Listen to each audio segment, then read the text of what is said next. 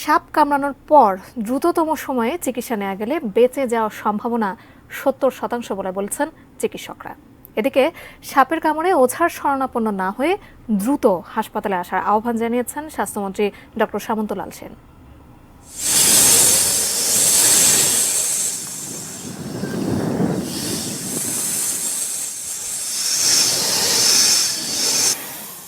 সামাজিক যোগাযোগ মাধ্যমের বদৌলতে এখন সেলিব্রিটি সাপ রাসেলস ভাইপার।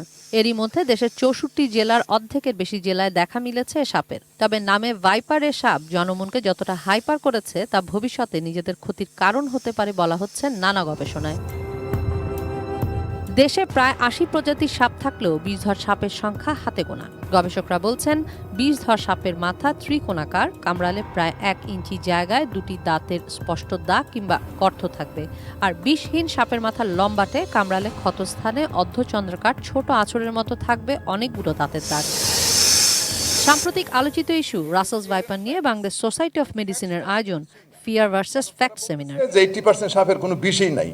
গবেষকরা জানান দেশের সবচেয়ে বেশি মৃত্যু কোবরার কামড়ে। জলবায়ু পরিবর্তন সহ নানা কারণে রাসেলস ভাইপার ছড়িয়েছে, পাচ্ছে থাকার পরিবেশও। এ সাপ আতঙ্ক মনে হলেও প্রায় 70 ধরনের রোগ বহন করা ইঁদুর তাদের প্রধান খাদ্য।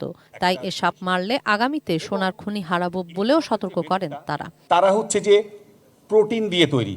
একটা সাপের ভেনমে 50 থেকে 100 রকম ডিফারেন্ট প্রোটিন থাকে এবং এই প্রোটিনগুলো কিন্তু মেডিকেলি খুব important.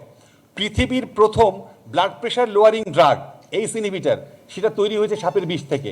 They are considered as gold mine of pharmaceutically active proteins and peptide, এই স্নেক ভেনমগুলো। সাপের কামড়ে রোগীর চিকিৎসার জন্য স্থানীয় সাপ থেকে অ্যান্টিভেনাম তৈরি হলে তা সবচেয়ে কার্যকর হয়। যদিও বর্তমানে পার্শ্ববর্তী দেশ থেকে অ্যান্টিভেনাম আনা হয়েছে পরিস্থিতি সামাল দিতে। চট্টগ্রাম মেডিকেল কলেজ হাসপাতালের ভেনাম রিসার্চ সেন্টারের গবেষক অধ্যাপক ডক্টর অনিরুদ্ধ ঘোষ জানান, এই রোগে অ্যান্টিভেনাম চিকিৎসার মাত্র একাংশ। ফলাফল পেতে প্রয়োজন সমন্বিত ব্যবস্থা। স্নেক বাইট মর্টালিটি বা স্নেক বাইটের সাথে ডিল করার জন্য লাগবে হচ্ছে একটা সমন্বিত ব্যবস্থাপনা। সাপে কাটার একমাত্র নির্ভরযোগ্য চিকিৎসা অ্যান্টিভেনাম হলেও এর 66% রোগী ওঝার শরণাপন্ন হচ্ছে বলেও মৃত্যু বেশি বলছে পরিসংখ্যান। That is 67% patient treated by the OZA. অসংক্রামক রোগ হলেও দেশে প্রতি বছর সাপের কামড়ে মৃত্যু হয় প্রায় 8000 মানুষের। সমস্যা সমাধানে স্থানীয়দের আরও সম্পৃক্ততা প্রয়োজন বলেন বক্তারা।